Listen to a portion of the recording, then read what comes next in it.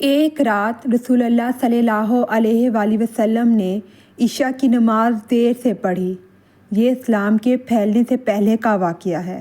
آپ صلی اللہ علیہ وآلہ وسلم اس وقت تک باہر تشریف نہیں لائے جب تک عمر رضی اللہ عنہ نے یہ نہ فرمایا کہ عورتیں اور بچے سو گئے۔ پس آپ صلی اللہ علیہ وآلہ وسلم تشریف لائے اور فرمایا کہ تمہارے علاوہ دنیا میں کوئی بھی انسان اس نماز کا انتظار نہیں کرتا۔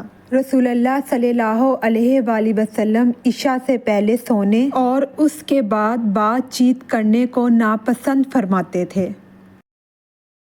رسول اللہ صلی اللہ علیہ وآلہ وسلم نے ایک دفعہ عشاء کی نماز میں دیر فرمائی، یہاں تک کہ عمر رضی اللہ عنہ نے پکارا نماز، عورتیں اور بچے سب سو گئے۔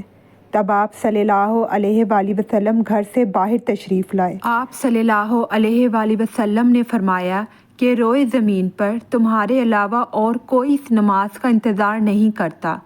راوی نے کہا، اس وقت یہ نماز باجماعت مدینہ کے سوا اور کہیں نہیں پڑھی جاتی تھی۔ صحابہ اس نماز کو شام کی سرخی کے غائب ہونے کے بعد رات کے پہلے تہائی حصے تک کسی وقت بھی پڑھتے تھے۔